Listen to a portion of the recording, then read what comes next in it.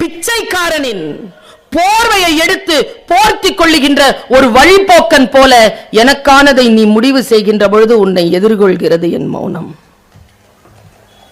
பசித்து வந்த மகனுக்கு இலை போட்டு சோறு பரிமாறுகின்ற பொழுது அவன் பசியை பார்த்து நடுங்கிய தாயின் விரல்களை போல் எனக்கானதை நீயே முடிவு செய்கின்ற பொழுது உன்னை எதிர்கொள்கிறது என் மௌனம். எங்க ஐயா பாலரவாயன் தான் சொல்வாரு, சர்ச்சு, கோவிலு, மசூதி எல்லா இடங்கள்லயும் பாருங்களேன் வெளியில பிச்சைக்கார உட்கார்ந்துருப்பாங்க. ஏன் அப்படின்னு கேள அப்படின்பாரு. ஒரு நாள் ஏன் சார்னா, ஏன் நல்லதான் கேள, ஏன் சார் உள்ள ஓவர் கிரவுட் அப்படின்பாரு. என் மீது இவர்களுக்கெல்லாம் நிறைய மரியாதை. ஏன் தெரியுமா? நான் இன்னைக்கு டிக்ளேர் பண்றேன், இதுவரைக்கும் நான் எனக்காக என்று எதுவுமே யாரிடத்திலும் கேட்டதில்லை. நீ கொடுத்ததற்கே நன்றி சொல்ல முடியவில்லை, இன்னும் அடுத்தடுத்து கேட்பதற்கு அஞ்சுதே என் நெஞ்சம். இறைவன் கிட்ட இந்த வார்த்தையை சொல்லி பாருங்களேன். நான் ஒரு ரகசியத்தை இன்னைக்கு சொல்ல போறேன். இங்க என்ன ஒண்ணுனா, பெண்களும் ஆண்களும் இளைஞர்களும் சரிநிகர் சமானமாக வந்திருக்கிறீர்கள். பெரிய விஷயங்க இது. இந்த மாதிரி கூட்டத்தை நான் சமீபத்தில் சந்திக்கல. ஆண்கள், பெண்கள், இளைஞர்கள், பெண்கள் எல்லாரும் உட்கார்ந்து இருக்கிறீர்கள். இப்போ நான் சொல்றேன், பெண்களாகிய நம்மை பலவீனப்படுத்துவதற்கான ஒரே ஆயுதம் இந்த உலகத்தில் இருப்பது அவதூறு தான். அவதூறு சொல்லிதான் சாய்க்கிறார்கள். சரி, இதிலிருந்து மீள்வதற்கான ஒரே வழி சிவபெருமான் வருவார் என்று காத்திருக்க முடியாது.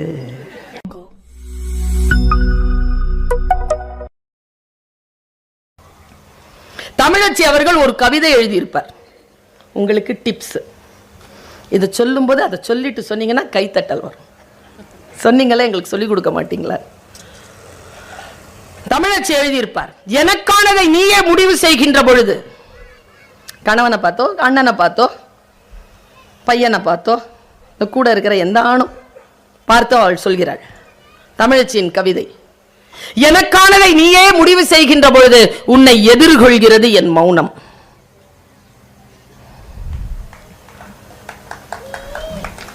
பிச்சைக்காரனின் போர்வையை எடுத்து போர்த்தி கொள்ளுகின்ற ஒரு வழிபோக்கன் போல எனக்கானதை நீ முடிவு செய்கின்ற பொழுது உன்னை எதிர்கொள்கிறது என் மௌனம். பசித்து வந்த மகனுக்கு இலை போட்டு சோறு பரிமாறுகின்ற பொழுது அவன் பசியை பார்த்து நடுங்கிய தாயின் விரல்களை போல் எனக்கானதை நீயே முடிவு செய்கின்ற பொழுது உன்னை எதிர்கொள்கிறது என் மௌனம். இத்தனைக்கும் பிறகு, இவ்வளவு சொல்லியும் எனக்கானதை நீயே முடிவு செய்கின்ற பொழுது ஒற்றை யானையின் கோபத்தோடு உன்னை எதிர்கொள்கிறது என் மௌனம் என்று எழுதியிருக்கிறார். எல்லா மௌனமும் சம்மதம் அல்ல. சில பேர் சைலண்டா இருக்கிறாங்கன்னா டேஞ்சர்னு அர்த்தம். இதுல ஆண்களுக்கு இந்த விஷயம் புரியறதே இல்லை. நான் எப்பவுமே சொல்றது, இப்ப நீங்க செய்யற தப்பு இப்ப வெளிப்படாது. அவ சைலண்டா பார்த்துட்டு இருப்பா. இந்த மாதிரி முத்து மலை ஒண்ணு வச்சிருக்கா, உள்ள ஒன்னொன்னா கோத்து வச்சிருப்பா. உனக்கு 65 70 ஆச்சுன்னு வச்சுக்கைய, ஒன்னொன்னா எடுத்து விடும். 65 வயசுல உன்னை கரம் பிடித்தேன் வாழ்க்கை ஒளிமயமா செல்லாது செல்லாது. 25-30 வயசுலயே சொல்லு. வாழ்க்கை சில விஷயங்களை நமக்கு முன்னால் போடுகின்ற பொழுது, அதை இளம் வயதிலேயே புரிந்து கொள்ளுகின்ற பொழுது வாழ்க்கை. ராம்கோ சிமெண்ட்ஸ் இருக்குல்ல, அதனுடைய அதிபர், அவர் தனக்கான வாழ்க்கை வரலாறை எழுதி அந்த முன்னுரையில ஒரு விஷயம் சொல்லி இருந்தாருங்க. ஒரு 10 நாளைக்கு முன்னால் அதை வாசிக்கக்கூடிய வாய்ப்பு எனக்கு கிடைத்தது. இறைவன் மந்திர சொல், இது நான் சொல்வது மந்திர சொல். இந்த பையன் உட்காரணும், உனக்காக தான் பேசுறேன், இந்த மந்திர சொல்ல புரிஞ்சுக்கோ. வயசானவங்களுக்கு இல்ல இந்த சொல், உனக்கு தான், புரிஞ்சுக்கோ. இந்த தாய் பேசுவது இப்பொழுது உனக்கு புரியாமல் இருக்கலாம், ஆனால் வாங்கி வச்சுக்கோ. விதைத்தவள் தூங்கலாம், விதைகள் தூங்காது, அது முளைக்கும். விளையாட்டா வாங்கி வச்சுக்கோ. அவர் சொல்கிறார், இந்த உலகத்தில் இறைவன் நிறைய பேருக்கு உயிரை தந்து பிறப்பை தருகிறான். இறைவன் ஒரு படைப்பை படைக்கின்ற பொழுது ஒவ்வொரு படைப்பிற்கும் ஒரு நோக்கத்தை வைக்கிறான். இறைவனுடைய விருப்பம் என்ன என்றால் அந்த நோக்கத்தை நிறைவேறிவிட்டு அவன் தன்னை வந்து சேர வேண்டும் என்று. நம்மில் பலர் அந்த நோக்கத்தை ஈடேற்றுவதே இல்லை, செத்து போகிறோம். ஆனால் யார் வெற்றி பெறுகிறார்கள் என்றால், இறைவன் நமக்கு தந்திருக்கக்கூடிய இலக்கை இளமையிலேயே யார் புரிந்து கொள்கிறார்களோ அவர்கள்தான் காலத்தை ஜெயித்து இறைவனுடைய இலக்கை அடைகிறார்கள். அப்படி இளமையிலேயே தன் இலக்கை புரிந்து கொண்ட மிகச் சிலரில் நானும் ஒருவன் அப்படின்னு ஆரம்பிக்கிறார் அவர் அந்த விஷயத்தை. நம்மில் எத்தனை பேர் எனக்கான இலக்கை, நான் ஒரு விஷயத்தை சொல்றேன், இன்றைக்கு 50-55 வயதிலே களமாடி கொண்டிருக்கின்றவர்கள் தன் வாழ்க்கையை 10-12 வயதிலே தொடங்கி இருப்பார்கள். 30-40 ஆண்டு கால உழைப்பு இல்லாமல் 50-55 வயதிலே சில அதிகாரங்களை பெற வாய்ப்பே கிடையாது. இளமையிலேயே அதை பெற்றுக்கொள்ள வேண்டும் என்கின்ற மந்திர சொல் என்னை வந்து சேர்கிறது. பாருங்க, காலம் காலமாக வாசிப்பதுதான். ஆனால் அதற்கான விளக்கம் இப்படியும் இருக்கிறதா என்கின்ற பொழுது நமக்கான வெளி திறக்கிறது. ஓ, இதை இப்படியும் பார்க்கலாமா? ஜெனரலா சொல்லிடுவாங்க, ஒரு வார்த்தை ஜெனரலா சொல்லிடுவாங்க. சாமி கும்பிடும் போது என்னன்னு கும்பிடுவீங்க?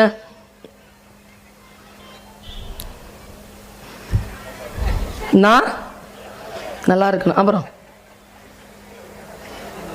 என் குழந்தை குட்டிங்களாம் நல்லா இருக்கும், அப்புறம் நான் ஒன்று கேட்குறேன், கடவுள்கிட்ட நம்ம சொல்லணுமா? அந்த ஆளுக்கு தெரியாதா? அந்த ஆளுக்கு மறதி, அம்னீஷியாவா? ஒண்ணுமே சொல்ல வேண்டாங்க. பிரார்த்தனை என்பது வேறு, வழிபாடு என்பது வேறு, இறை வேட்கை என்பது வேறு.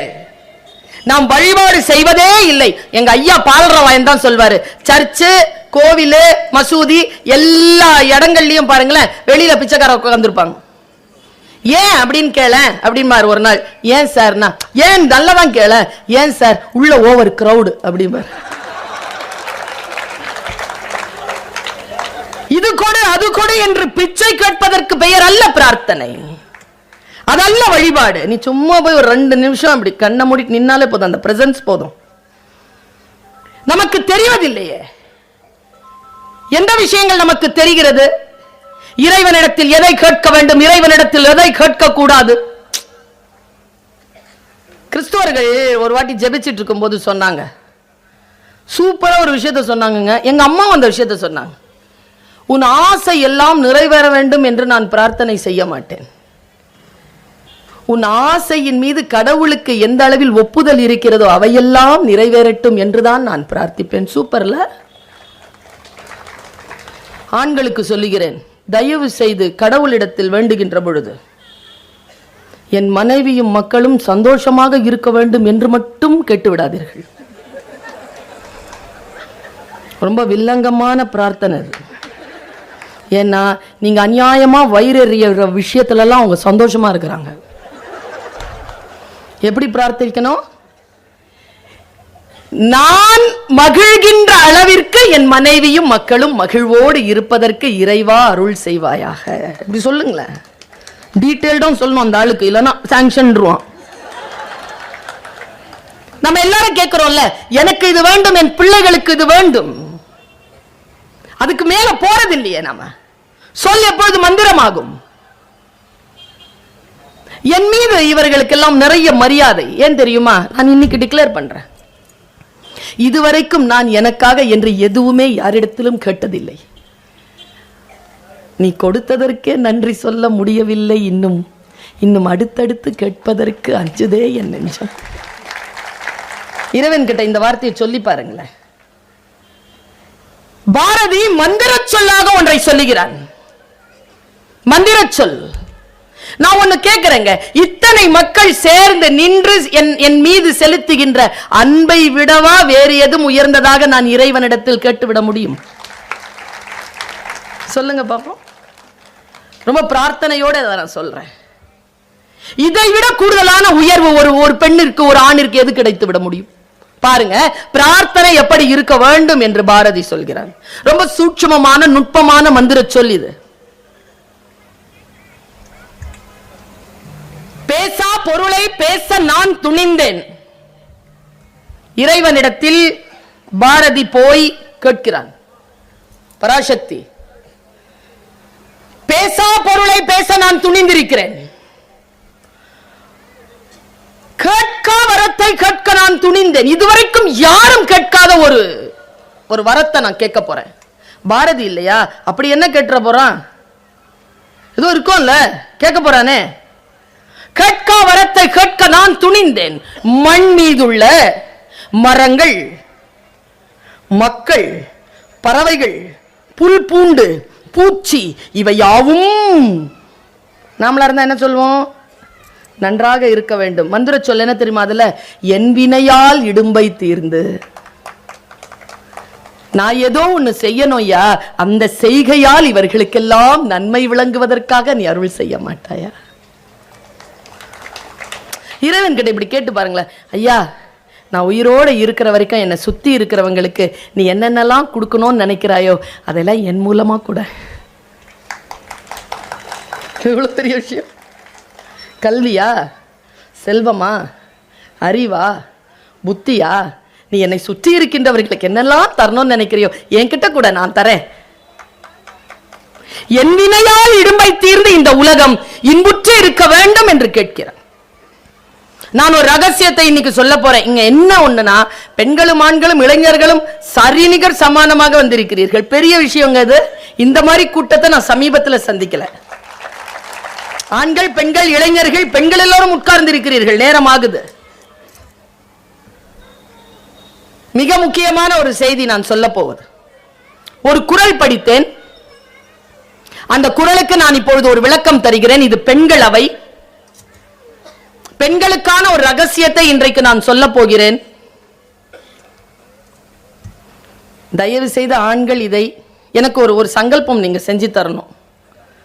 ஆண்கள், இப்ப நான் சொல்ல போறது நீங்க மறந்துடணும். பெண்களுக்கு எதிரான ஒரு விஷயம் அது. பெண்கள், உங்களுக்கு நான் இதை சொல்லி தந்துட போறேன். உயிர் பிரிகின்ற அந்த வினாடி வரைக்கும் நான் சொல்றத மறக்க கூடாது. ஆண்கள் எல்லாரும் மறந்துடணும், பெண்கள் மறக்க கூடாது. டீல்? ஆண்களை பெண்களை விட ஆண்கள் தான் டீல். சொல்லு முதல்ல, அப்புறமா சொல்ற. என்னமோ சொல்ல போறியா, அதை சொல்லு. என்னுடைய அம்மா தேர்ந்த ரசிகை. ஒரு நாள் பசிச்சு வரேன், டிவி பார்த்துட்டு இருக்காங்க. டிவியில் ஒரு சூப்பர் சீன் போயிட்டுருக்கு. அது ஒரு வடநாட்டு சீரியல். எங்கள் அம்மாட்ட நான், அம்மா அப்புறமா உட்காந்துட்டேன். அதில் ஒரு அசுரன் அப்படி உட்காடுறாங்க. வந்து வடநாட்டில், நம்ம ஊர்னா தான் வந்தியத்தேவனெல்லாம் அப்படி போடுவாங்க. வடநாடு அசுரங்க. முடி இங்க இருக்குதுங்க, ஹைட் இருப்பான் 6'3" இருப்பான். கண்ணு இருக்குல்ல, கடலோடிய கண்கள், பொங்கு கனங்குழை மண்டிய கெண்டை புரண்டு புரண்டாட. நான் படிச்சிருக்கேன் பொம்பளைக்கு, ஆனா இவன் ஆம்பளை அப்படி இருக்கான். அதான் பொங்கிய மண்டை கெண்டை, பொங்கு கனங்குழை மண்டிய கெண்டை புரண்டு புரண்டு. இங்க வந்துட்டு போதான் கண்ணு, அவ்வளோ பெரிய கண்ணு. பந்தாடும் போது அப்படி வந்துட்டு போதுங்கிறான் திரிகூட ராசப்ப கவிராயன். பேரழகு பெண்ணுக்கு, அது பெரிய கண். அங்க பார்த்தா ஆணுக்கு இருக்குது அப்படி கண்ணு. அப்படி ஏங்கிருச்சான் பாருங்க, 6 பேக். அம்மா யார்மா இந்த ஆளு அப்படின்னு கேட்டேன். அசுரன் உட்காருண்ணா. ஐயோ அசுரன் இவ்வளோ நல்லா இருக்கு. நம்ம ஊரில் வந்து அசுரன்னா தொப்பையும் கிப்பையும் போட்டு பெரிய மீசை போட்டு பெரிய இதெல்லாம் போட்டு பயங்கரமாலாம் காட்டுவாங்க. உங்க ஸ்மார்ட்டாக காட்டுறாங்க. இவனா அசுரன், இவன் பேர் என்னம்மா?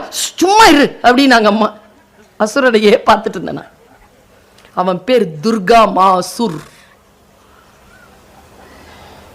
காளி அப்படின்னு கத்தனான். அதையெல்லாம் தமிழ் படுத்தி இருக்காங்க. காளி அப்படின்னு உடனே காளி வரா. எம்மா காளி என்ன அழகு! நம்ம ஊர்ல பார்க்க முடியுமா காளிய? பயமா இருக்காது?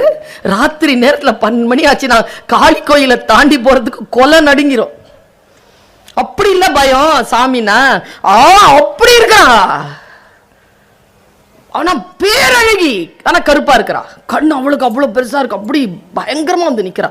கழுத்துல எல்லாம் மண்டை ஓடு. அப்படின்னு என்ன அப்படின்னு என்ன,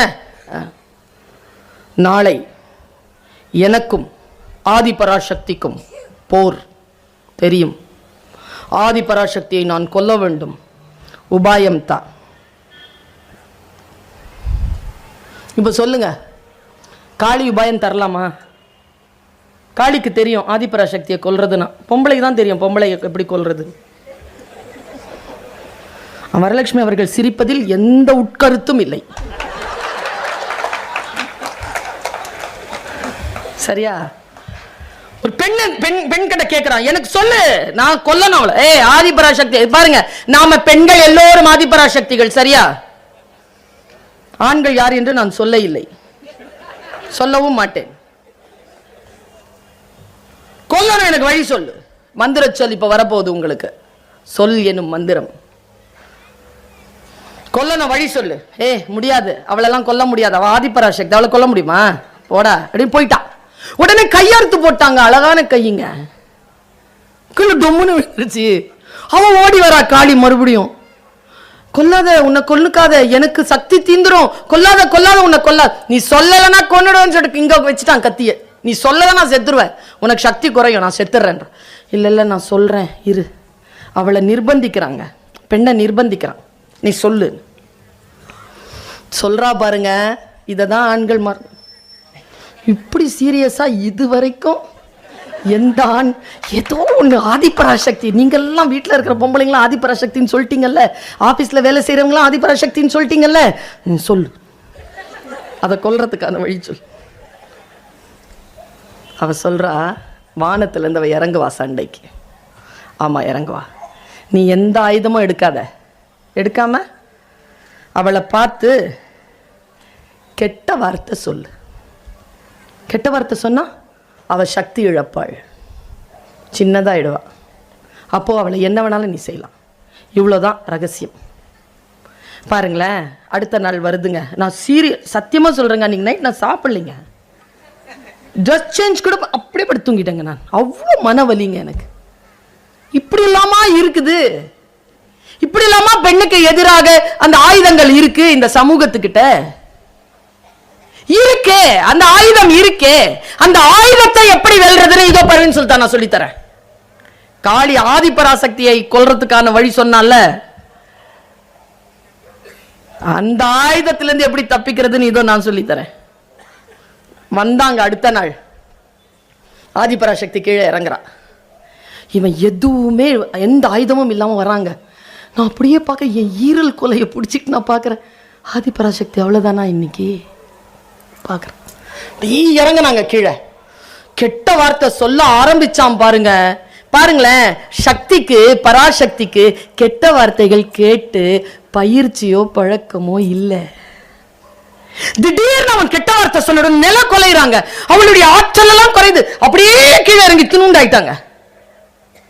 அவள் அறிவை, அவள் அழகை, அவள் ஆரோக்கியத்தை, அவள் நிர்வாகத்திறனை, அவளுடைய புத்தியை, அவளுடைய கல்வியை, அவளுடைய கொடைத்தன்மையை, அவளுடைய ஸ்ரத்தையை,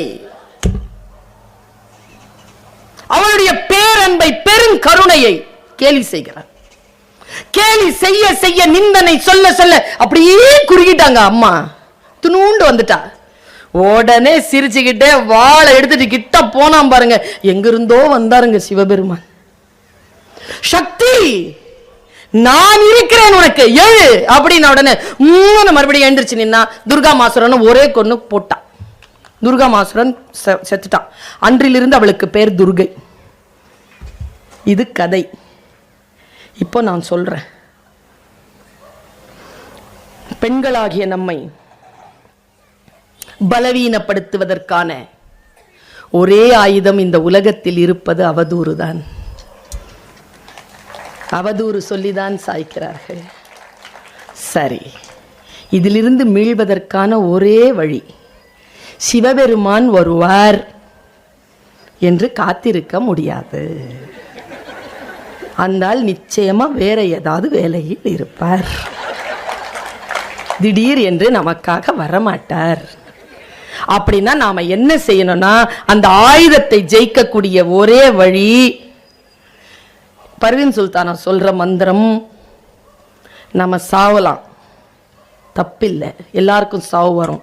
ஆனா நம்ம செத்து போயிடணுங்கிறதுனாலேயே சில வேலைகளை செய்யறான் பாருங்க, அவனுக்கு முன்னால நான் சாவ மாட்டேன்னு நினைக்கும் பொழுது எழுந்து நிற்கலாம். நீ அவதூறு சொல்லுவது என்னை சாய்க்கத்தானே. நான் இந்த அவதூறை ஒன்றும் ஏற்றுக்கொள்ளவே இல்லை. நான் போரிடுவதற்காக வந்தேன். என்னை போர்க்களத்தில் நீ சந்தி என்று சொல்லி போர்க்களத்தில் போரை சந்திப்பதுதான் ஒரே வழியே தவிர அவதூறு